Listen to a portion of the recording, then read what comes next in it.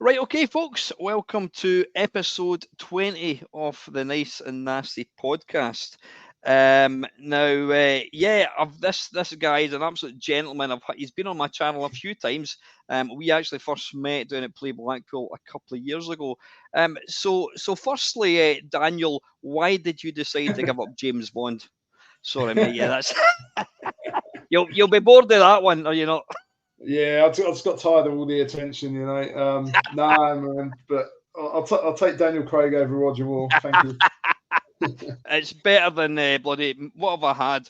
I've had Mid-Year before I grew my year. I've had Mid-Year Sure. Oh and yeah. Mid-Year, and I've had Phil Collins. Could be Yeah, and I worse. think I think somebody else said they look like Eddie Hall, the world's strongest man. But that's probably just my belly. But anyway, enough about that.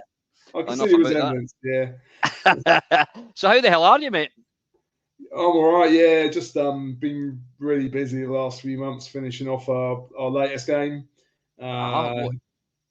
yeah, it's been like a couple of years, and yeah, we're at the stage where we're sort of finishing things off and fixing bugs, adding polish, you know, getting those last minute features in there, and it's just yeah, it's tiring, but it's great when you can see the carrot at the end of the Sort of tunnel. the finishing post. Yeah, I can Yeah, imagine. I mean, I suppose. I, I was talking to. I mean, I talked to quite a few people. I was talking to somebody who programs games. In fact, it was a guy that also appeared on the 12-hour live stream that we did last year. A oh guy yeah. called Nick Sherman. Nick, he is Arlasoft. I don't know if you've seen any stuff. He does some. Oh yeah, I know that name. Yeah. Yeah, he does incredible ports of arcade games for the Commodore 64, and he Mm. said that that not so much the easy bit, but he says you've got the excitement of putting together a game and getting all the graphics and levels in. He says, and it's that last 5% where you end up kind of losing the will to live. And is that pretty Yeah. much where kind of you guys are? Yeah. Exactly. Yeah, I think if you talk to any developer, they'll probably say a similar thing. It's yeah, the first, you know, probably maybe 70-80% of the development is just really fun. You know, you're concentrating more on design and adding cool features and, you know, adding more artwork and sprites and backgrounds and what have you, designing levels. But yeah, at some point, you know, you're going to have to get down to the nitty gritty of the project where, you know, you got a bug list which is 100 Yeah. entries long. You got some horrible feature you've got to add, like, I don't know, like online multiplayer or something. Yeah. Yeah. All these things you've been putting off, and yeah, they usually have to happen at the end of the project. So yeah, they say the last 5% takes 95% of the time. As much as that. Yeah. Yeah. I don't know. It's not that bad, but it does feel like it sometimes. Yeah, it's a real drag, but yeah, we all have to go through it, and yeah, you know, you've got to try and make sure your game's pretty much bug free and as polished as it can be in the time that you have. Yeah. Yeah, I mean it's not like the modern times where Bethesda. I'm looking at you. You release a game and it is completely bug ridden, and you've got the luxury of releasing a 60 gig patch. I suppose when you're releasing games, I mean the games that you guys do, they're and I hate the word retro, but they're classic games. They're firmly molded on the sort of the games of yesteryear, the you know the Fenders and the sort of the Mega Drive, the whole kind of that type of era. Yeah. So I mean, there's at what point, and I'm asking this because I'm genuinely curious because I'm completely non-technical. At what point do you think, right, you know what, it's been bug tested to within an inch of its life, we're ready to go and start duplicating cartridges, etc. How do you get comfort that this thing is you're laughing there, is it one of these things you can't do it 100%, you think, well, we're pretty certain? Yeah, I mean, we'll clear off our bug list as best we can.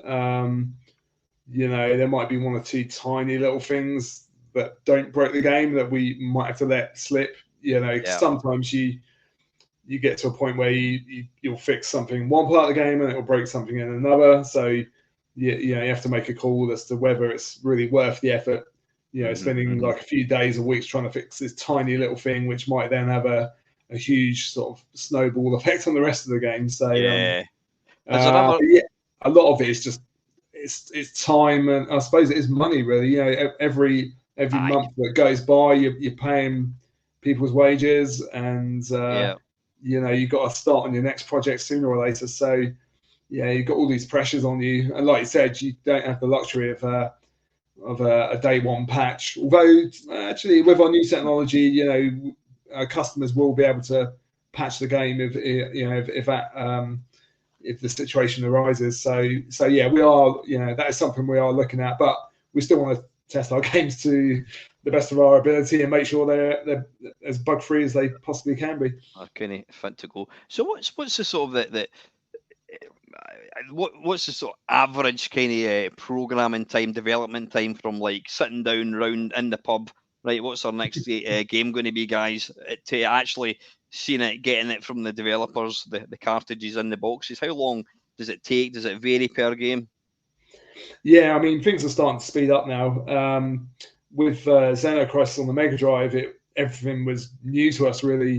We had to design our own PCBs, get them manufactured in China, source the cases.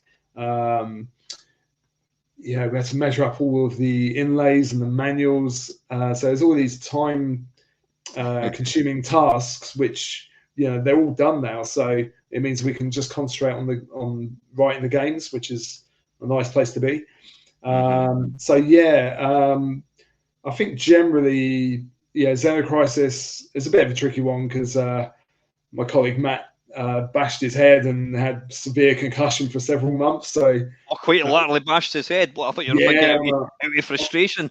No, sadly not. No, he bashed it on the cupboard door. He stood up into it, and heavy concussion. So Xenocrisis. With that in mind, it probably took 18 months, but perhaps we could have done it in 12. But on newer titles, I think each game is taking upwards of 2 years now. Really, they're getting bigger and more complex. We're working with more people. But in terms of boredom, I think 2 years is about a good amount of time. I don't really want to be working on a game for too much more than that. And I've got lots more games that, certainly a number of games that I'd like to make. So I'm keen to, finish off one and get onto another. But do as good a job as I can.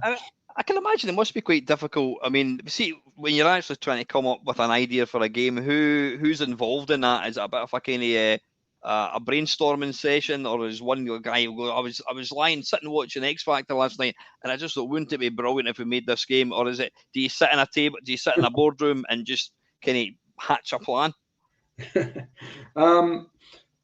I think previously it was all on my shoulders, really, which I'm fine with because I love designing games. So I've got like a backlog of ideas that will last me another probably 10 years. So there's no shortage of ideas, really. But we were recently acquired by the Creative Distribution Group. So they have a digital, they have like a games publisher within them called Reef. So we work with Reef and Creative to make our new titles. So actually it takes quite a bit of pressure off me in terms of coming up with storylines and dialogue and so on. So they're brilliant to work with, and they've really made a difference to our output. So I think I'm still handling most of the game design, really, but I get a lot of input from Reef, and it just makes my life easier, really, and takes the pressure off me. We've also hired another sort of, I suppose you call him a bit of an industry legend, Quang, who writes a lot of Game Boy games, and he wrote Mau Mau Castle previously. But he's a great designer, and he's really great to work with, and he makes my life a lot easier as well. So how many once you kind of hatch a plan, how many how many are generally involved? I mean, Xenocrisis, was your first title, Mike, wasn't it? That was our first retro title, really. Yeah, we did. Yeah. We did a couple before, which flew under the radar. And prior to that, I've worked with other studios and made a number of games across various platforms. But yeah, Xenocrisis, it was really about 5 of us, I suppose. Myself and Matt. So Matt does all the clever porting stuff, getting the game onto Mega Drive and Neo Geo and so on. Yeah. And we had Henk Nieborg doing most of the artwork, like the backgrounds and the sprites. Beautiful. I mean, the artwork in Xenocrisis is absolutely beautiful. You really miss the days of like hand-drawn sprites. I mean, nowadays it's all bloody rendered nonsense. But yeah, it's stunning. Yeah, so yeah, real pleasure to work with him. We also had Catherine Manabde, another great artist, doing all the cutscene work. And then we had Savage Regime, who wrote the music and sound effects. And yeah, that was pretty much the whole team, really. So yeah, five of us in total. So, but comparatively, our latest game probably has, I don't know, something like 10, 15 people working on it. Many more artists than before. You've got people at Reef who help out with testing and feedback and design. So yeah, things. I think a lot of studios do this. They start small and gradually, sort of build up over the years, and they want to take on more ambitious projects. And I suppose it's completely understandable. I mean, I don't want to say anything you don't want to say, but do you enjoy it as much as you did, when you made Xenocrisis? I mean, it's probably slightly less hands-on. Yeah, I do. Yeah, I mean, if anything, I'm designing and coding as much as I ever have done, really. We're working with some big franchises now based around like films and cartoons and so on that have a real big fan base. So with that comes a certain pressure, and I was going to say that. You want to keep the fans happy and try and create a new entry in this franchise, which or these franchises, which fans will look back upon fondly. That's what I'm hoping, anyway. Yeah, I know when I was lucky enough to speak to Gary Bracey, who was one of the Ocean guy. Yeah.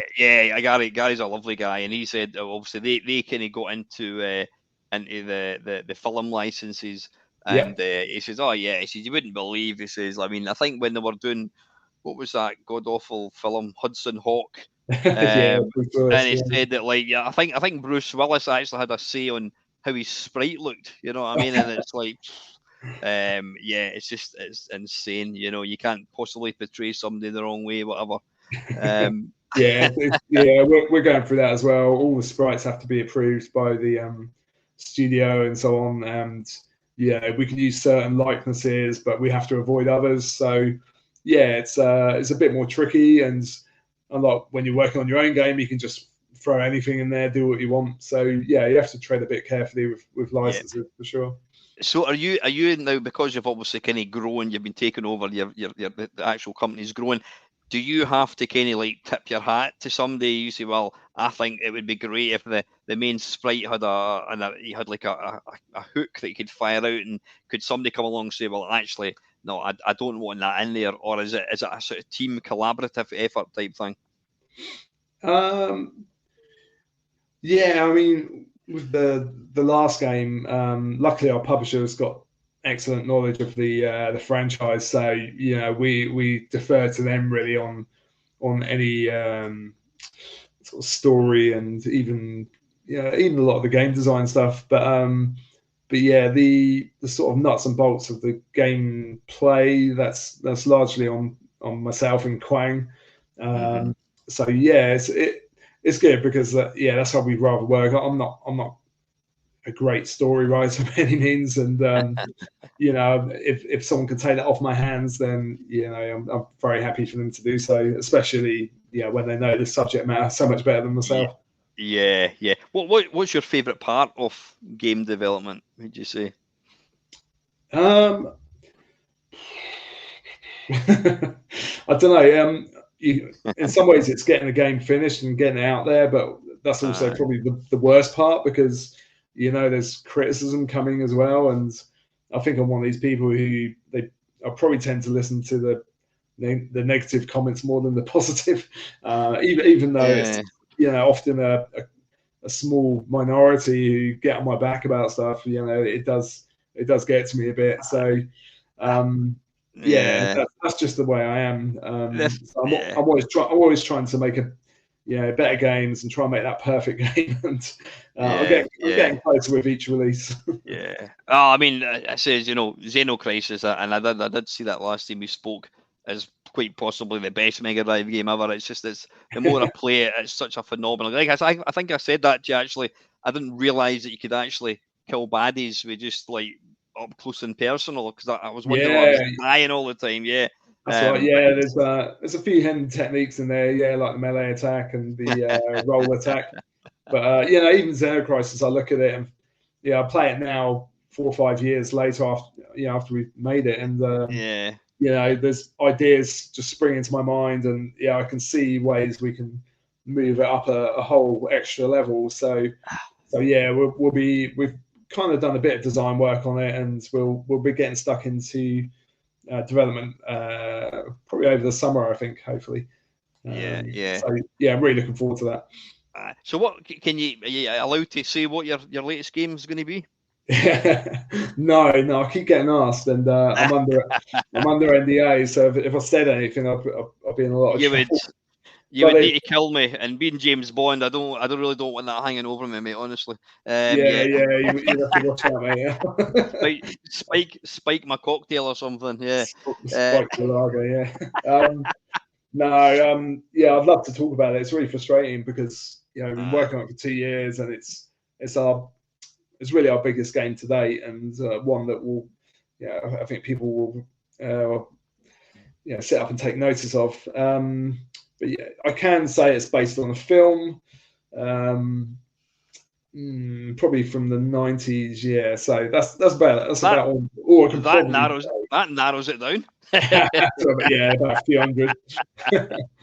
But I think Reef will be announcing it. It wasn't meant to be this month. It could be next month now. So just a few. Oh, right. Yeah. And how long have you been working on this new game for then? It feels like 2 years, but I'm not sure. It's it all becomes a bit of a blur. But yeah, I guess we went straight from Final Vendetta into this pretty quickly. There might have been a bit of an overlap. Perhaps there was. But yeah, it must be about 2 years now. So yeah, it's a good time for me to wrap it up and get on to something new. I mean, presumably, excuse me, when you agree a format for a game, do you have, say, right, you're going to have sort of like a construction phase plan, so to speak. This is what we're going to do, come up with idea, graphics, level design, then you're going to say, right, by that date, we need to finish. I mean, I can imagine designing a game, you're always going to be thinking, oh, I want to put this in here, I want to add that, I want to add, but you've got to get to a stage, right, no, sorry boys, enough. It's like that when I was at a bowling club quiz on Saturday, and it's like, right, hand your papers over to the team next to you, and you're like, oh, and you're trying to kind of quickly change answers, and you're trying to do as much as you can before they take it off you. So is it a bit like that? You sort of think, or do you think to yourself, I would love to have put a bit where you can, if you hold down the fire button, you can you can mutate into a dog or something. You think, no, that's going. See, I'm just giving you a good idea there. I'm writing that down. You can mention me in the credits. Do you get to a point where you say, right, I would love to have put that in, but I'm going to park that? And do you have like a list of features that you think I'm going to use that in the next game? Or yeah, exactly. I think a lot of creative people are like that. Really, they're always striving for perfection, but at some point you just got to say, we could spend another few more weeks or months adding this and that, but sometimes, like I said, it's good to hold stuff back for a sequel or perhaps a different title. And it was, as soon as we finished Xeno Crisis 2, or even during the development, we were making lists of other things that we can add to the game.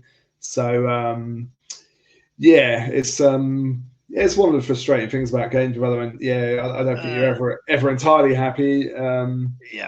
But I think if you, it's probably better to have too many ideas than to run out of ideas. To not have enough. Or have you actually? I mean, do you ever think, right, that could be, we can keep that for a sequel? Is that something you ever think about? Yeah. Oh yeah, 100%. It's a Xeno Crisis. There's a whole bunch of stuff that will be in the sequel. I don't know, like multiple different playable characters who have very different abilities, different appearances as well. What else would we do in Xeno Crisis 2 that I can talk about? So is that's currently getting worked on then as we speak? Just the design side of things, and then we'll start probably looking at the concept art and so on. We're about to start on another huge project. Actually, 2 huge projects in literally probably in the next few weeks. So that's going to take up a lot of our time. But in the background, we'll be tinkering away on Xeno Crisis 2 for sure. I look forward to that one with with bated breath. That sounds awesome. Anyway, just before we kind of crack on, have you got a favourite? Is there one platform that's your favourite? Even like we'll say Xeno Crisis. What is your favourite version of that? I got asked this today actually. I'd probably say the Mega Drive, really, because that was always the target platform, and I think we really squeezed a lot out of the system. We managed to cram the whole game onto a 4 megabyte cartridge, which is pretty damn small.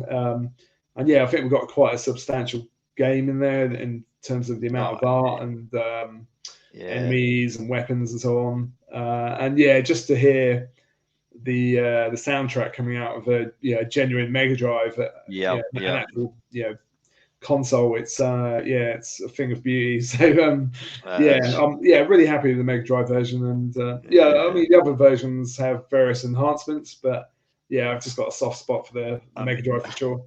I mean, there's something really stunning about a Neo Geo cartridge. It's like so big as well. It's just a thing of beauty.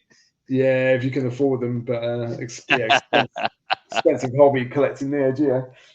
It certainly is. Oh, well, absolutely awesome.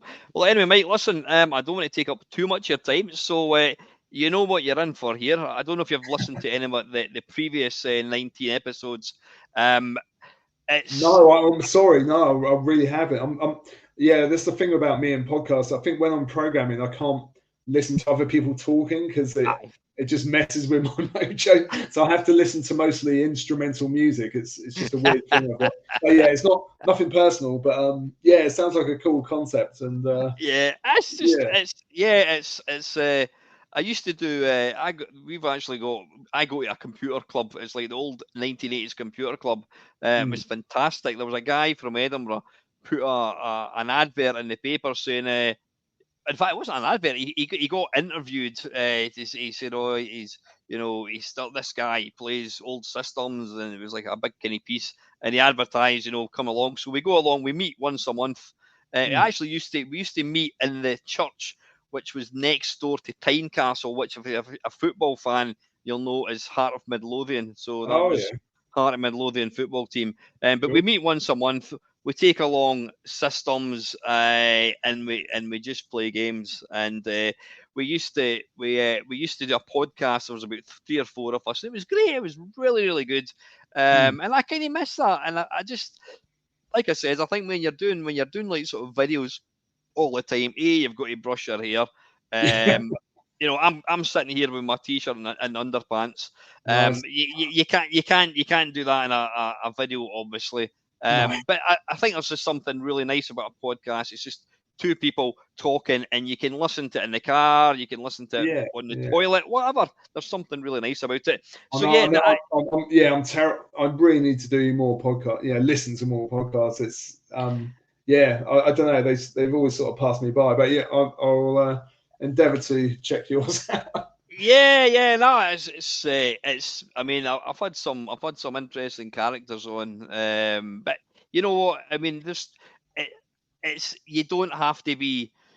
I've had people who watch my channel and said, "Oh, can I be on the podcast?" I'm like, "Absolutely!" And that sometimes these are the best ones because it's just a normal bloke or a girl, whatever it is, just talking about their the whole kind of scene and that, and it's really, really nice. So the premise of the podcast, Mike, is Desert Island Disc, isn't it? Yeah, we'll call it Desert Island Disc.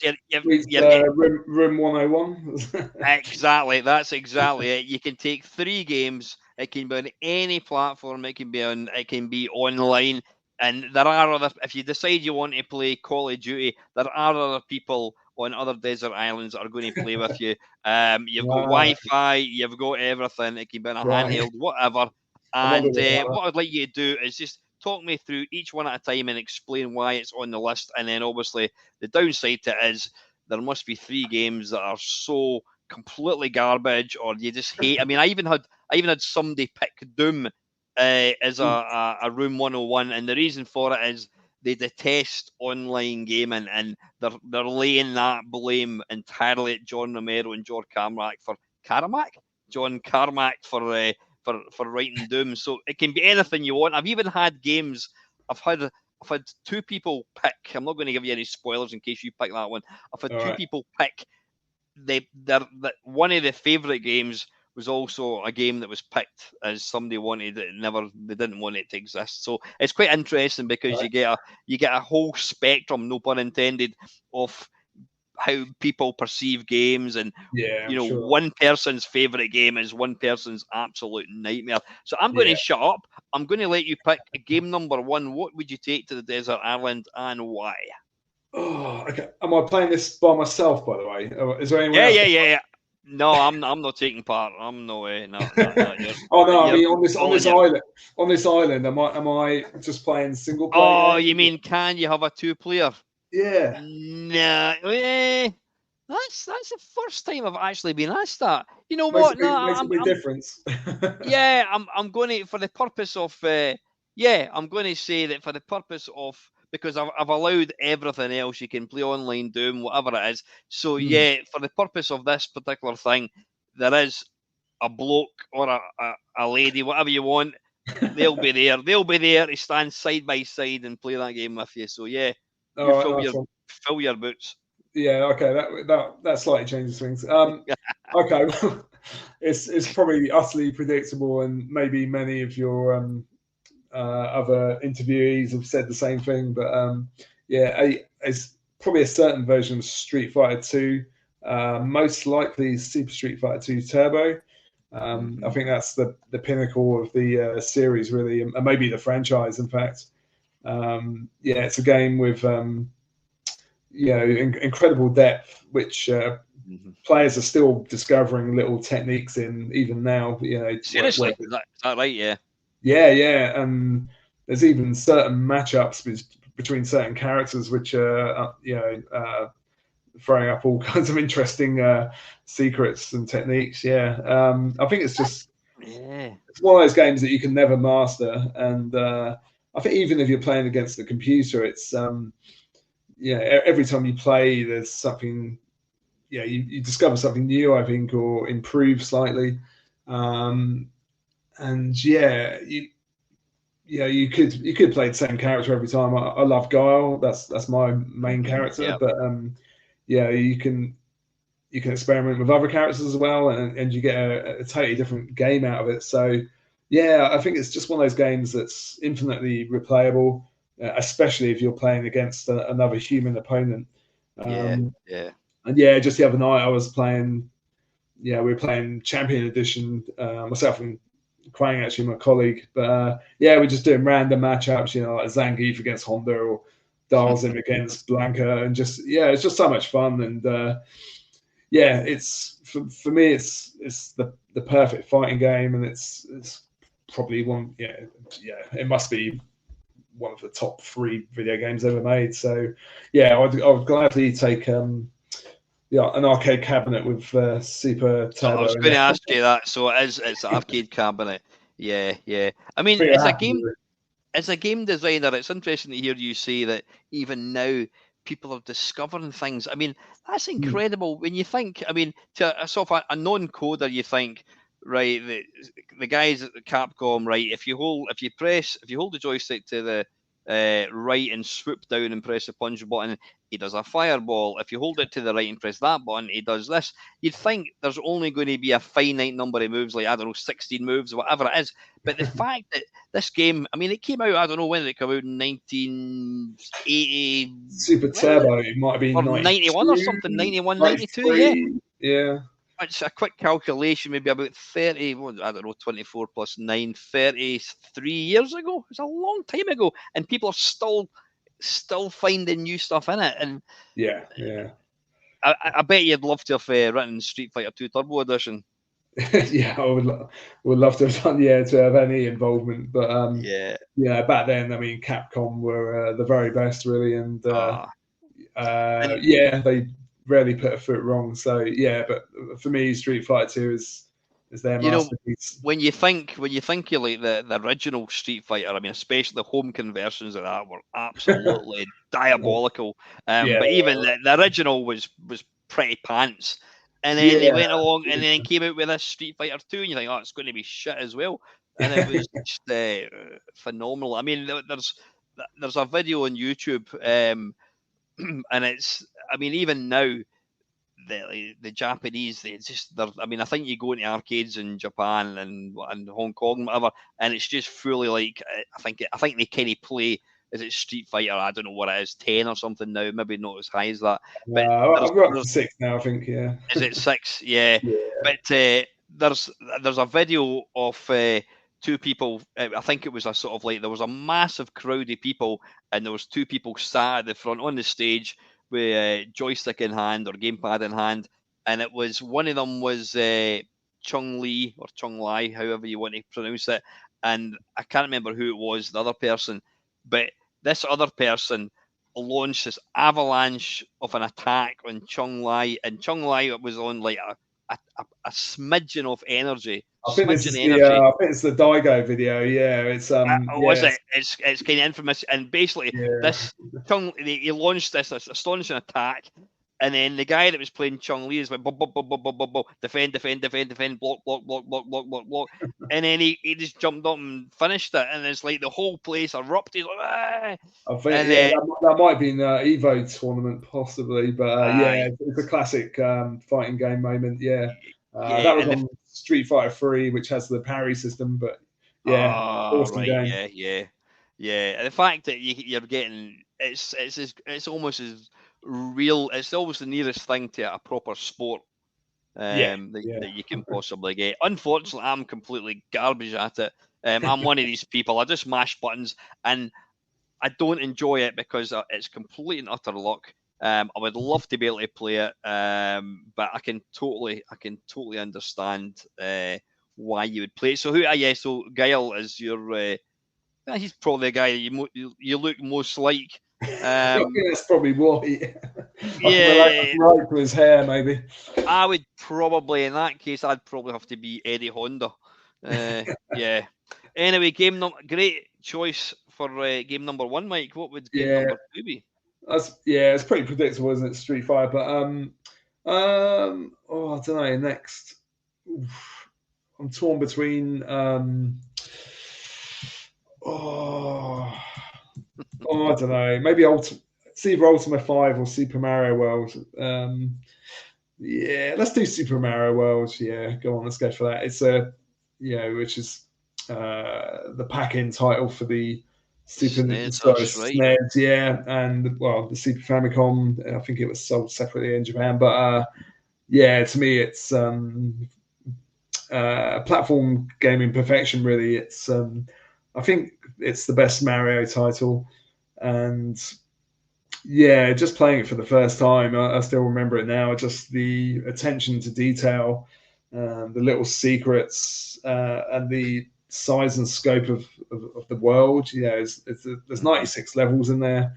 So many little secrets and techniques.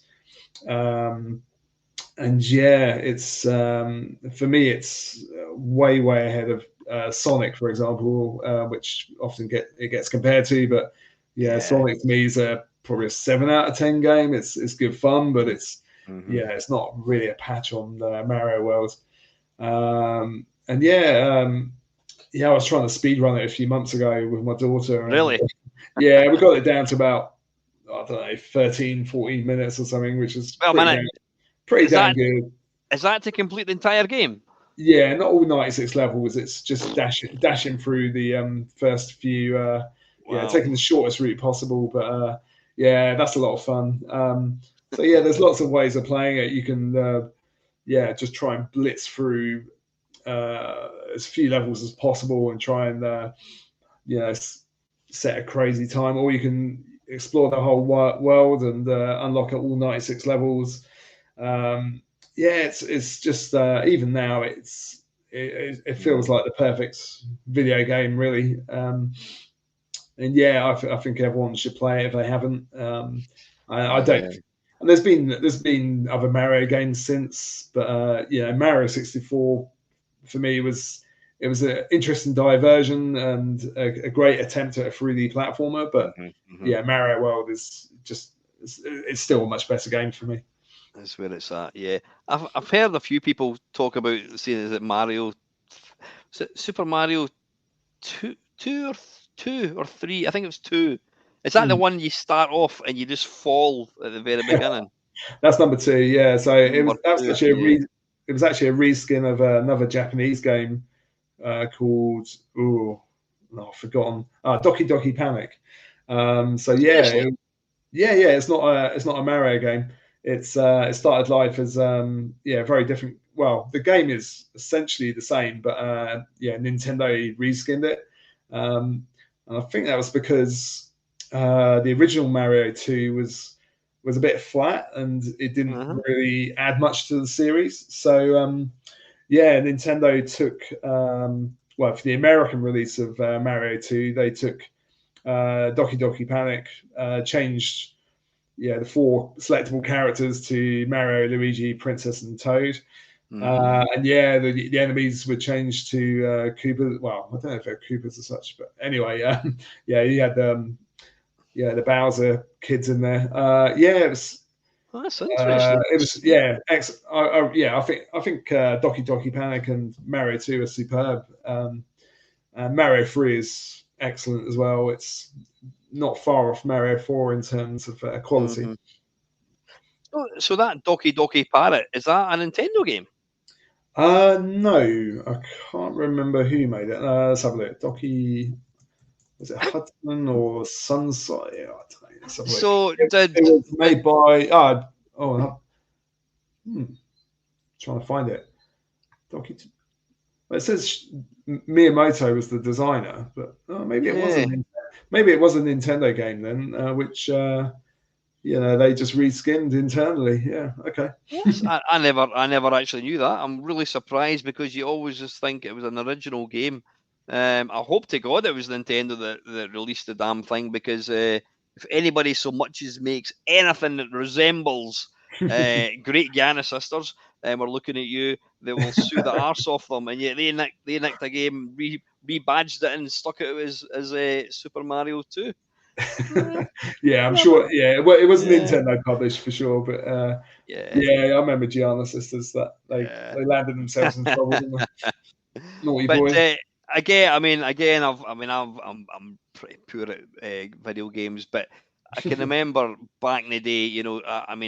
That was when if you had one system and you wanted another system, you had to sell the system you had. You didn't have enough money to. Oh, I've got an Mega Drive, I'm going to buy a SNES. You had to trade in what you owned. So I had an Amiga at that point, and I remember going into like the shops, and they always had Super Mario World on, and you got the catchy music and a little bit with Yoshi and all that kind of stuff. I mean, it's I've always sort of said that Nintendo are quite possibly the best game makers. Lots of people hate it. PC kind of diehards. Oh, they're crap. They're kids games. Not at all. Absolutely not at all.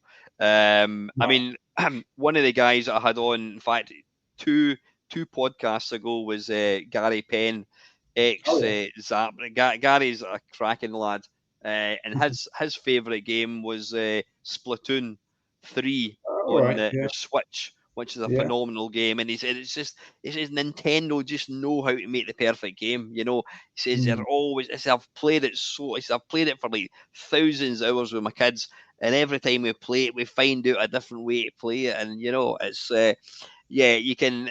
It might not be for everybody, and I know they put out the same sort of franchises over and over again, but it's hard to fault. Unless you just hate that type of game, it's hard to fault the games. They're just perfect, and I'm completely with you. I think Sonic the Hedgehog was I'm going to upset everybody. It was a technical demo, folks. That's all it was. How fast it can scroll. But Super Mario World. It's so much substance. So you can speed run that in 13 minutes. I think so. It might have been less actually. Go on, stick the pin and twist it even further. That's incredible. No, it's not that difficult. Once you know the route, you can you can really blitz through. Yeah, it's quite funny actually when you speed run. What the hell is that? I mean, I don't know if you've watched any of the sort of the N64, Super Mario 64 speedrunners. I mean, they exploit the bugs and they jump through walls and that's right. Glitches and all that kind of stuff. And it's mental that there's people who are just that's what they do. Yeah, they take it to some crazy extremes. Yeah, no. And then was it what was that game? Not Pilot Wings. Oh, what's the game that came out? F-Zero. Yeah, F-Zero. For some weird reason, they've just never. I think the GameCube was the very last version that had. I don't know why. It's a great game. It's another Nintendo classic. Yeah, it is. But I mean, I think was it in the original SNES one? You could jump the track, something like that. I think it was. Yeah, there's quite a few shortcuts. A lot of them are they're intentional, but over time, people find little glitches. I think Mario Kart 64 has got some really interesting ones where you can skip half the track or even the entire track at times. Aye, really clever stuff. I watched a video maybe a couple of years ago, and what the hell? It wasn't F-Zero. It was some racing game, and this guy had apparently broken the world record, and it was a massive thing. And it's because he managed to find it was whether it was intentional or not, but there was a glitch and he was able to exploit it. I can't remember for the life of me what the game was. Trackmania, maybe. You know what? I think it was Trackmania. Yeah, you're right. It was Trackmania, and it was a big thing that this guy had broken this speed thing. And I think I don't know. He might have been exposed as a cheat. I know someone was on Trackmania in recent months. But it gets so competitive. And I speed run for a bit of fun, but I wouldn't ever submit any runs. I just do it for just for the challenge. But some people, they've got so much more time and energy than the rest of us. So leave them to it. But I really love watching the some of the best speedrunners, like the Ninja Gaiden speedrunners are fascinating. And recently we've had a lot of progress in Tetris in terms of the highest score you can get and how far you can push the game. I think there was a guy recently, he crashed it or something. I think it was. That's right. And you see them. They actually they tap like the controller, and it allows them to move it quicker. That's it. Yeah, they just hyper tapping. I think they call it. Is that what it is? I just get nervous watching them playing it. It's like it's mental. Absolutely. It's not good for anxiety, is it? Yeah, Tetris. Great stuff. So, Super Mario World for your game number 2, Mike. So, what would the last one be? So, you've got a fighting game in there, which is obviously it's like a sport. You'll never bore of it. You've got something that you just play. I mean, presumably, yeah, you've completed the game. You've completed all 96 levels. But Yeah. why would you want to play it again? Is it just because you enjoy the experience so much? Yeah, I mean, I don't really play video games much anymore. So I think when I do, I like to revisit some of those games that really stuck out to me as a kid, or even stuff I missed out on 20, 30 years ago. Yeah, I recently bought a Japanese Famicom, and yeah, I never had one growing up. So there's games on there. Yeah, we were talking about Doki Doki Panic, Mario 3, but also like Contra and Zelda and Metroid. I never really played those original 8-bit incarnations. So Yeah. I like to go back and check out games like those. But yeah, I think if you're I suppose you could submit a game that you've never played before, so it would be completely fresh to you. But I don't know. Yeah, like I said, I've not really played much beyond 2005. Yeah, that's probably the last time I was seriously into a video game. So most all of my memories, go back before then. So to me, that's the golden era, and that's what I enjoy. And yeah, I really don't mind going back and playing some of the old classics. Yeah, no, definitely. Great. So, what would your third and final game of choice be? I think I'd have to go for Initial D Arcade Stage version 3, which is it's a racing game made by Sega, or Sega Rosso more. Yep. Mostly. Yeah, I think most people into games and arcade games have probably seen it or heard of it. But yeah, it kind of flew under the radar a bit. It was based on an anime series by, I think it's Kodansha. And it's the tale of this kid who delivers tofu for his dad. So he has to deliver it. I think it's around, it's like midnight or something. So he sends him out in his Toyota Trueno, which on the surface it looks like quite a sort of old, clunky car, but over time, the Takumi, that's his name. He learns to master the art of driving, and he just wants to get the job done as quickly as possible. Yeah, he'll get up to the top of the mountain, drop off the tofu, and then obviously he has to come back down the mountain. But because he just hates his job, hates driving, he just wants it over and done with as quickly as possible. But by the effect of that means that he becomes an incredible driver over time. He gets involved in street races, against local gangs and so on, and he beats all of them, of course. And this is the video game interpretation of that. You can play as Takumi, but you can also play as the other characters in the game. Actually, no, you play as your own character as such, but you can choose their cars, and then you face off against the other characters. It's kind of like the racing equivalent of Street Fighter 2, I would say, because there's so many matchups in terms of cars and tracks and conditions that it has almost infinite replayability, really. And it's one of those few arcade games, that you can actually save onto a memory card. Yeah. Yeah. For me, I got totally hooked on this game. Put hundreds, mate. I don't know, it might be thousands of hours over the years. Did you play it in arcades in this one? Yeah, it's an arcade game first and foremost. Yeah. I own the cabinet as well. So you've got a cabinet. Yeah, that's how into it I am. So it has to be one of my top 3, really. But I played it religiously. Every weekend I'd go to the local Sega World in Southampton, and put in like 10, 20 quid. But I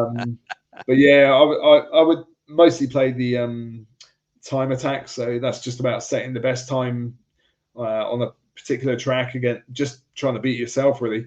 And for me, that was that was enough. There was enough technique to the driving, and the courses are all excellently designed. So I played that game to death, and for me, it still stands up now. Sega's still producing versions of it. I don't know what we're up to now. Must be over 10 iterations of Initial D. And the West kind of missed out on it, really. It never really took off over here in a big way. I don't think the anime got shown anywhere in particular. But I love the anime, I love the manga, and I love the video game even more. So that's easily one of my top three. Yeah, I have. There's a. I'm not. I don't own a cabinet of it. There's a wonderful emulator which I pay so much money. It's like a $5 a month or something called Techno Parrot. I don't know if you're aware of it. One. Yeah. Yeah, and you can you can play Initial D. There's various versions. Yeah. I'd never actually. I looked at it and I thought that looks a bit pants. But I did actually give it a go because I've got a mate who goes to said computer club. Mike, that's his name as well. He's a massive, he loves his kind of manga and anime and all that kind of stuff. And he's a huge fan of. I don't know what one it is, but it's Initial D, blah blah blah blah blah blah blah. I don't know what one it is, but it's a particular one that he loves. And then it was a few weeks ago. I thought I'm going to actually give that a go, and it's pretty good. I mean, the graphics, it's got the sort of the cut scenes, and for a non sort of like anime fan like myself, if I want to play a racing game, I just want to jump straight in and start racing it. But Nintendo and sort of all these like the Japanese games, you've always got cutscenes and you're just you're trying to kind of skip past it. But I wouldn't. So I'd be right in saying that it's not technically it's not the most astonishing looking driving game in the world, but it's a whole package with the sort of backstory and like the handling and that. Is that really kind of quite tight? Yeah, I think that's right. I mean, at the time, back in the early 2000s, technically it was pretty decent. Quite a nice looking game. And the later versions have improved visually, but I think they want to keep quite close to the manga in terms of the look and presentation. So, which I think they've done a great job of, really.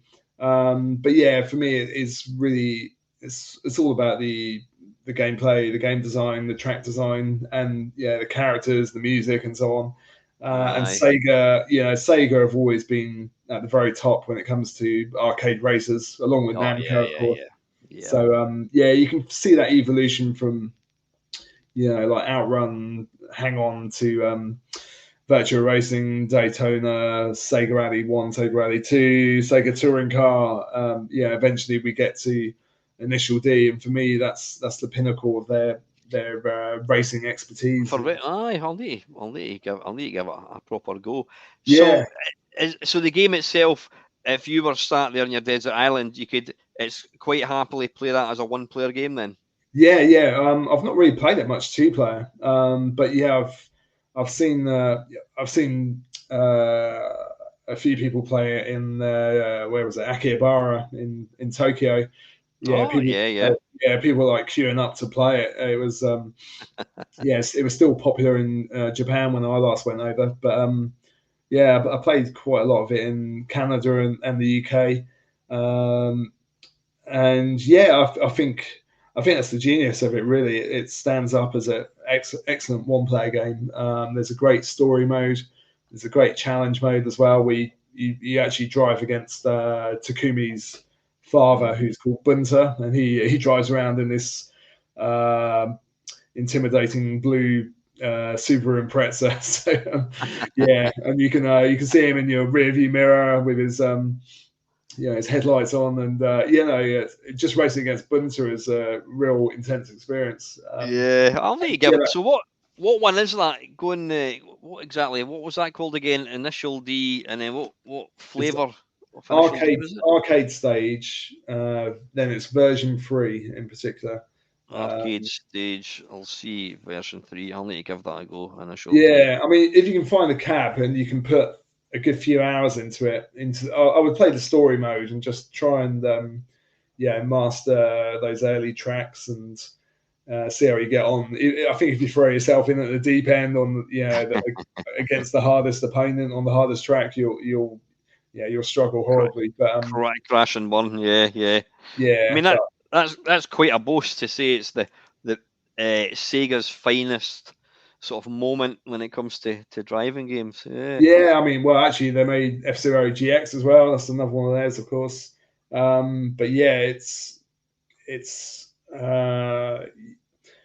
I think if you played a lot of Sega Rally 2, you can see how that sort of traversed into the Initial D. And yeah, there's just so many cars, so many tracks. They just absolutely nailed it. And you can, the fact they're still making Initial D, whether it's 20 years on or 25 years, it's really, it's really stood the test of time. A lot of races, even Ridge Racer died a death a long time ago. Yeah. So it won't be everyone's cup of tea, but yeah, it's just one of those games that really stuck with me because of the back, like you said, the backstory, and it's Sega, so I'm Sega through and through. So just love it. Interesting that you've picked obviously 3 games that were kind of designed in Japan. I did mention Ultima 5 briefly, but that's I obviously discarded that, so I can't talk about that. You can't have that one. That's gone. Oh no, fantastic. So yeah, you've picked a nice kind of spread of games. I say you got your Street Fighter, which is it's never going to two games are never going to be the same. You've got your Initial D for thrills, and then you've got your favourite pair of slippers. That is Super Mario World. So great 3 choices. Anyway, I'm going to have to bring the tone of the conversation down a wee bit. Okay. And yeah, I do apologise now if you're going to wake up in a sweat, with having nightmares, whatever. But this is your chance to put 3 games into the fire. They should never existed for whatever reason. I'll let you go for game number 1. Okay.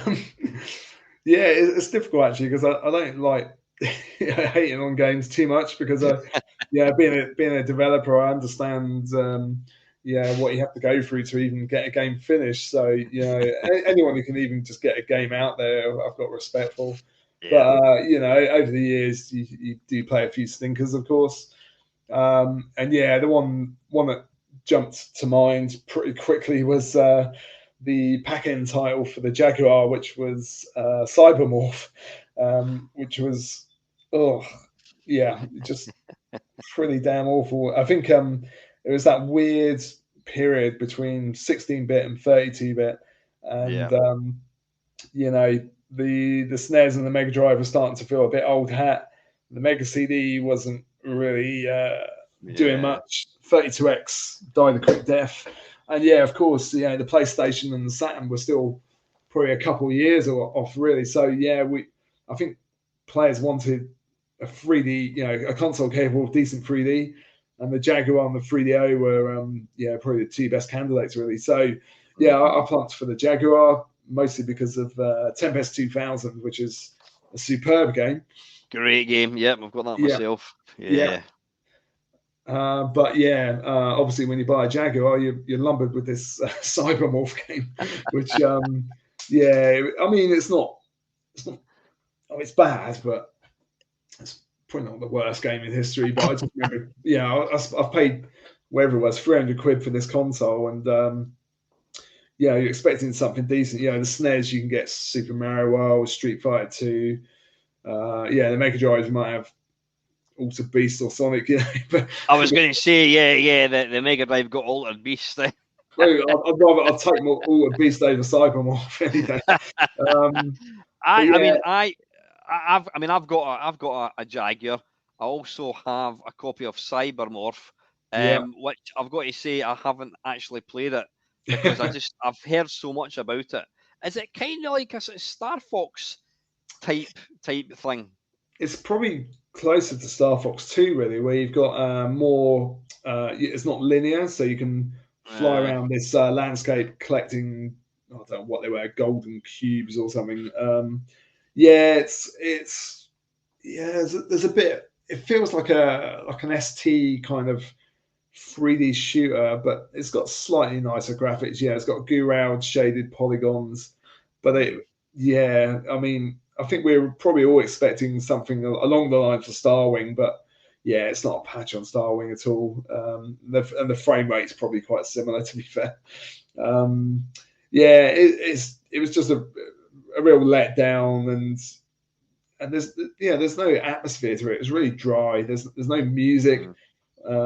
Anytime you do anything wrong, this green alien woman pops up on the screen and chastises you. You know, ask where you learned to fly and all this, and it was just bad. So yeah, I think it needs to be consigned to the bin for sure. Yeah, I mean, how did that one get past Atari game players or testing? I mean, if that was, surely you want to put out a good game for your brand new 64-bit console, as they kind of touted it. Yeah. Yeah, I think Atari's quality control was pretty lacking back then. A lot of their games just didn't have music, were terribly designed. I think the Jaguar, in terms of the ratio of good games to bad, must be higher than any machine. I'd say it's just awful. Yeah, you've got Trevor McFur in the Crescent Galaxy, which is a dreadful shoot 'em up. Again, it's got no music. Why Seriously, is it? Yeah. Doom has. I mean, Doom was a good conversion, but no music. Maybe it ate too much CPU time. I don't know. But yeah, it just seemed to be a thing with Jaguar games. But yeah, Atari they just let anything on that machine. Yeah. I mean, obviously, it redeemed itself with Tempest 2000, but there is one standout title, Katsumi Ninja. Have you played that? Yeah, I was going to mention that. Yeah, that has actually. It's got a Scottish guy, hasn't it? It has. It has. So, yeah, that must get some bonus points from you. Yeah, and I think his special move is he lifts his kilt and pisses on urinates on the opponent. Well, I think it's the other end, but it's pretty grim. Oh, is it really? I'm thinking Primal. I was going to say Primal Rage. Yeah. There's a monkey that pisses on the opponent, something like that. But yeah, I've got. Have you released any games for the Jaguar? No, but we're thinking about Xenocrisis. We think we could do it. So yeah, it could happen. You've heard it here first. Yeah, I would absolutely buy that. It would give you a second game, a second reason to want to own a Jaguar. I've kind of toyed with getting rid of it because people just go, oh, it's crap. And that's one thing that annoys me about this kind of hobby is people just jump on the bandwagon. People say, oh, E.T. was the worst game ever. Seriously, have you played Greenberry in the Commodore C16? There's a lot of really bad games in that, but people just assume, and it's the same with I've got, again, it's Nintendo. I've got a Virtua Boy, and people go, oh, that's crap. That's crap. It's terrible. You get headaches. I mean, have you actually tried it? No. I mean, well, how can you possibly pass comment? And and it's a bit like the Jaguar. Yes, some of the probably the majority of games were complete garbage. But Tempest, one of my mates modded my Jaguar controller, so it's got a spinner on it, which is just fantastic. But you need to have two controllers, and then you do. I can't remember exactly what you do. There's a key combination that you do in the second controller, and then it comes up with options, and you go to control type, and you enable the spinner. So Jeff Minter did actually incorporate a spinner into it, but it never got it. Yeah, and it's if you can't afford to buy a Jaguar, then buy the what's it called, the Jeff Minter compilation thing. The Atari collection, was it? No. There was the Atari collection came out on Steam. I think it came out on like other consoles as well. But then they brought out, the same company released the Lamasoft collection, and it's got about 50 games. Really nice. I think it's about 15 quid or something. but you get to play Tempest 2000, and it's like running at 60 frames per second. So it's beautiful, Yeah, I need to see absolutely that. beautiful, really, really nice. So Yeah, still stands up. yeah. So Cybermorph in the bin. Game number 2, Mr. Tucker. I don't know. This probably won't go down well, but for me, it's the entire Tomb Raider franchise. um, I'm sorry, but it does nothing for me, that game. I tried it on the PlayStation and the PC back in the wherever it was, mid-90s. Was it 96? I think 96. I think it came out. Yeah. Yeah, and I don't know. I think maybe I've been spoilt by Resident Evil, which came out just before it, which I love. Yeah, that's one of my top 10 games. But yeah, Tomb Raider, I just found it really clunky and dull and just boring. And I think having Lara Croft running around with a triangular boobs, it just felt a bit cheap. It just did nothing for me, and it still does nothing for me. I'm sorry to call. It was Core, wasn't it? I think. Core Design, yeah. Toby, something or other his name was. I can't remember what his second name was. I'm sorry. I mean, it's obviously appeals to very many people, but it's just a franchise that's never clicked with me at all. Probably won't. Toby, I think Toby was one of the main programmers in Tomb Raider. He does actually watch this channel. Oh but, no! But anyway, I might be talking pish. I'm I'm completely with you. I bought into the hype. I think it came out for the Sega Saturn first. I bought into the hype. I rushed out and bought it, and like most people, when I went round the corner and this gigantic polygon T-Rex came after me, I'm like, wow, this is the best thing ever. But yeah, scratch beneath the surface, and it's got horrible controls. I'm going to be a bit controversial here, but I think if it had been a bloke that played the main character, I don't think it would have got anywhere near the sort of accolades it got. It was because she appeared in bloody Time magazine. She was like Woman of the Year. It's a polygon thing. I do buy into it, and I played the first one. I don't think I completed it. I got fairly far in it, and then I'll get the second one, and then I like you, Mike. I just kind of thought, is it me or is this a bit pish? But people were just buying in. Oh, Lara Croft, Tomb Raider, all this kind of stuff. There's a lot of hype around it. And I do like to see female characters in games. But she just felt a bit gratuitous, really, and that was I think a lot of the marketing was really centered around her.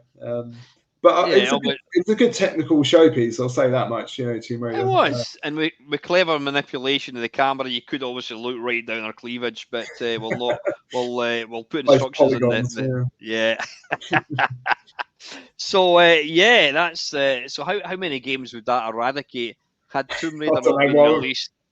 I know, about 6 or 7. Have you played any? Have you tried any of the more recent ones? No, I mean, like I said, I pretty much stopped playing anything beyond 2005. So no, I was involved in a Tomb Raider game back on mobile phones, actually, in probably the early 2000s. So yeah, I've got some some affinity with the franchise.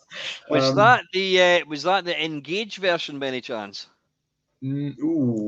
I don't know if we were involved in that. We made these kind of like Prince of Persia side-scrolling 2D sort of puzzly platformer games. They're okay actually. But that's all I had to do with the franchise really. I did some level design and a bit of game design on that.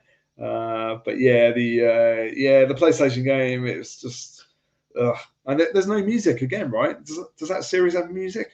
It had music at this in the title screen. Yeah. But I don't remember it.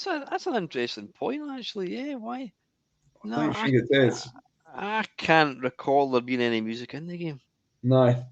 Maybe No. they had, maybe the later games had it, but yeah, to me that's a really important thing. And even Resident Evil had it was quite minimal, but very tense and atmospheric, and Aye. so to go from that to Tomb Raider, which they came out at a very similar time. I was expecting big things, but it just fell flat for me, and Yeah. never grabbed me since. Sorry. just before we crack on with your last choice, what's your favourite Resident Evil? I think probably Resident Evil remake on the GameCube. That was excellent. It kept the spirit of the original, but really enhanced the visuals. But you're clearly still playing a video game. And there was certain additions to it. There was that whole extra area where I forget who lived down there, some weird creature. But it was excellent. Probably one of the GameCube's finest titles. Yeah. I've just my favourite. I mean, I've loved. I don't think I played. I played the first three, I think. I don't really remember playing. I think was it number. I can't remember much about number. In fact, number 4, Resident Evil 4 is, to me, is one of the finest gaming moments ever. It's the one where you're in, is it in like Spain or whatever it is. I've completed that. I've played and completed it probably about 10 times. I've played it on every platform, and I just the last couple of weeks ago, I bought. I'd been playing Last of Us 2, which took me yonks to finish, and I finally finished it. And then I cracked open my Resident Evil 4 remake for the Xbox. I bought it brand new about a year ago, and it sat on my shelf, still wrapped. So I put it in. I loaded it a couple of nights ago. Wow, holy shit! What a game! I mean, it's it's just like I don't really. I mean, I don't play many modern games, and I'm one of these old farts that rabbits on about. Yeah, the games were better back in the day and all that. But then you load up something like that, and it's just like I've got a surround system, and I'm sitting there, and it's like, what the hell was that? And it's like you're hearing noises behind you, and the graphics are just like woof. But yeah, again, it's interesting. It's a Nintendo. Well, it's a Capcom game, and it's it's a fantastic game. I need to check out the remake for sure at some point. Honestly, you'll probably get it for about 20 quid. It's jaw dropping. Have you played Resident Evil 4? Have you played it and completed it? I played it on the GameCube. Well, what they've done is they've added bits to it. So it's based on the Resident Evil 4 game. A lot of the similar things, but there's extra characters, and there's extra bits of levels and that, and it's an utterly beautiful game. So I've probably put about 4 hours in. I mean, I don't really play modern games, but I mean, I was up to about 12:30 last night playing the thing, and I'm like, I better go to my bed. You know what I mean? But I can thoroughly recommend it. It's a completely new. It's not a completely new game. It's the same game, but they've added a lot of stuff to it, and it just looks spectacular. It really, really does. So can't recommend it enough. Anyway, let's talking about evil. You've got one last game to throw into the fire. Oh man, well, this is difficult because I started in the games industry as a games tester. So I was working for a company called Sales Curve Interactive, and during my, I think I was there about 3 years, I had to test a number of games. One of them was Carmageddon, which was incredible. Really, really fun multiplayer racing game with excellent physics. Some of the other games weren't quite as good. And I think the problem with testing is that you're playing the same game 8 hours a day, 5 or 6 days a week, sometimes for as long as a year, even longer. so you tend to get sick of these games. So yeah, I feel like I should pick one of those to put into the fire, so I don't have to play it again. Not because they're necessarily terrible, but they just bring back some traumatic memories. I think, and they I don't want to play them again, really. So let me see. I think the first game I tested was Kingdom O' Magic, which was it was a comedy point and click adventure along the lines of King's Quest and the LucasArts games. And yeah, it was quite an ambitious title, really. They even got John Sessions to voice one of the characters. All right. Yeah, and they had all this like 3D rendering technology for the backgrounds and the characters. Professional voice acting throughout. But yeah, like I said, I had to play this game 8 hours a day. So I think day one it was a bit of a novelty. I'm getting paid to sit here and play this game, but by day 5, the Friday, I was ready to just quit the whole job.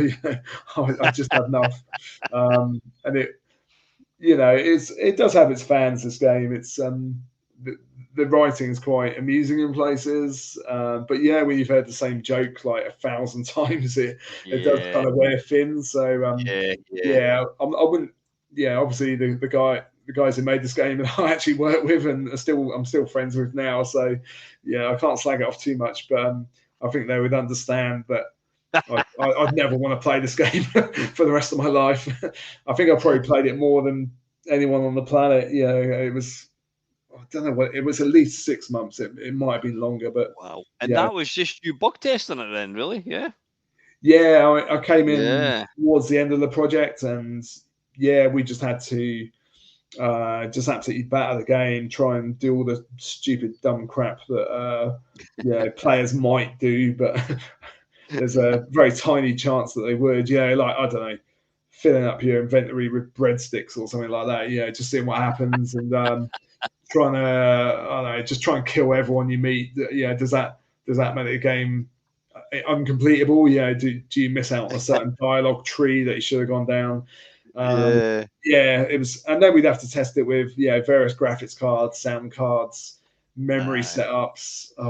It must have been a bloody nightmare back then. At least now things are sort of fairly. I mean, for starters, we're not running it on. Well, I suppose DOS was all right, but Windows 95, and then dare I say Windows XE or whatever. What do you call Windows? XP? What was that? No, XP was good. What was the one that nobody talks about? Windows ME, and then there was like even worse one. What was it called again? Windows. It came after XP. What was it? It wasn't 7. It wasn't 7, was it? Windows 8? 7 was actually really good. What was it? Yeah, 8 wasn't 8. No, 7 was good. 8 was all right. 10's okay. Oh, not Vista. Windows Vista, that's the one. Yeah, Windows Vista. Whose idea was that? Honestly, it was just the most awful operating system. I remember I used to call it fix. I had in addition to my day job, I started up a little PC repair company, and I put an advert in the local paper, and people would phone me up, and I would go along and fix their computers. And I remember going along, and I was sitting in this guy's kitchen, and I put his computer on, and it was Windows Vista. Ooh. And I'm like, I have never seen this operating system in my life. And then he decided to sit next to me, and he went, I can't get my internet, whatever it was. And I remember I thought, I was trying to think, I was trying to get like into settings, and I didn't know how to get into settings. And he's kind of looking at me, and I'm just kind of click, click, click, click, click, click, click. No. And he's like, what the fuck is he doing? He's no idea what. But I eventually managed to get in. I managed to fix his problem. But Windows Vista. So I can imagine how bollocking that must have been back then. Now kids don't know they're born. Bloody Steam. Boof. There you go. It just works. Yeah, so much easier. But I miss those days. I remember the good old days of running like DOS, and then what the hell was it called? High mem or something. There was a command you could type in to free off more more memory and all this kind of stuff. Yeah, you had to edit the config.sys and add That's it. the high mem call in there to, yeah, like I say, just get. I think it allowed you to access the memory beyond the standard 640K on the motherboard. Yeah, because obviously no program would ever require more than whatever it was, 640 meg. Yeah. Or K, I should say, not bloody Yeah. meg. But so what was that? What was that last game of shame then, Mike? What was it called? Kingdom O Magic. That's O apostrophe Magic. Oh, Kingdom of Magic. Ah, right. You've got to say it quite quickly. And what was the company that released it? We were called Sales Curve Interactive. The Sales Curve. Yeah, right. Yeah. Did you ever? I'm trying to think. Did Steve Snake ever work for the Sales Curve? Steve Snake. That's his real name, Steve Snake. Steve did. He worked on NBA, not NBA Jam. What's it called? NBA Jam. He worked on NBA Jam for the SNES. He programmed Rodland on the Amiga and the C64. He's like Nick Sherman. He's a phenomenal coder. He also, I don't know if you've ever used. There's a Spectrum emulator called Clive with a K. Steve programmed that. He also programmed. I don't know if you ever played. What was it called? Bomberman on the Xbox 360. It was a game that came out in live. Yeah, that was the 3D kind of reworking. Yeah, beautiful. Steve programmed that. He did that. He was the only coder in that game, so he's done a lot of stuff. Maybe he didn't work for Sales Curve. I can't remember exactly. I think maybe Sales Curve published Rodlands. That rings a bell. That's maybe why I'm thinking that. Yeah.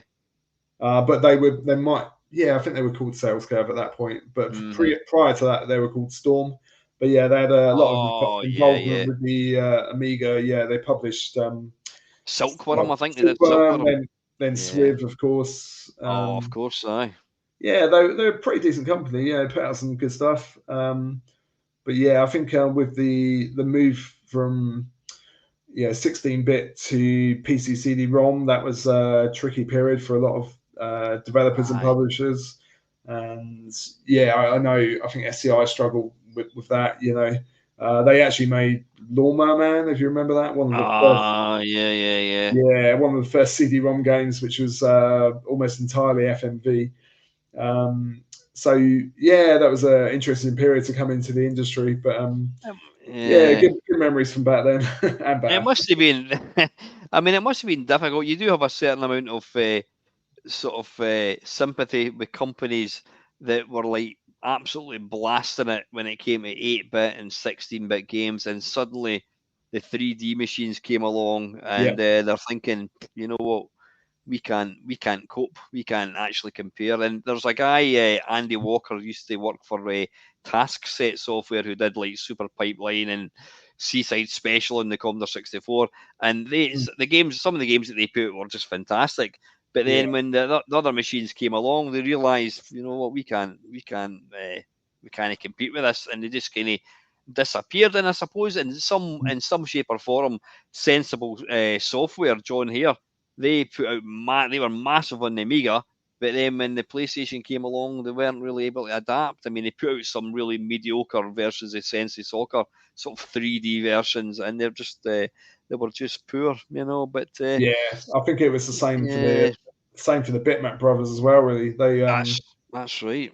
They were superb. So many great titles like Chaos Engine and Speedball. And so on. But they didn't really make that transition to 3D. I mean, they tried, but sadly failed. And it was like the whole industry changed very rapidly. So if you couldn't get on the 3D bandwagon, you were going to get left behind. But now we know, sadly that shouldn't have been the case. There's still great value in 2D games, and we see a lot of indies, well, including ourselves, who will continue to make 2D games for a long, long while.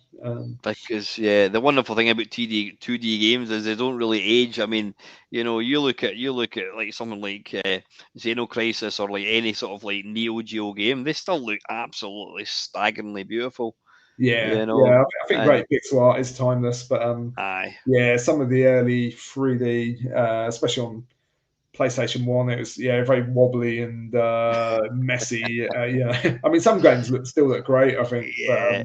And of course, they took things like, I mean, you had like the Contra series, which were fantastic, and then they tried to turn it into a 3D game, and it was just completely pish. You know what I mean? And it's Yeah, absolutely. yeah, It's like you had to go free. It was go 3D or go home really, and or 3D or bust. I know, yeah, unfortunately, sadly. but excellent. Well, listen, what if I just quickly rename the 3 games of Doom you had? That last one, Kings of, what was it called again? Kingdom O Magic. Kingdom of Magic. Yeah. Then you had Tomb Raider. What was your first one? I completely forgot what that was. Cybermorph on the old Jag. Cybermorph. Yeah. There you go, folks. Well, listen, Mike, it's been an absolute privilege and a pleasure to have you on once again. You're a good lad. I'm looking forward to seeing this next game. I'm particularly excited to see Xenocrisis 2 when it comes out.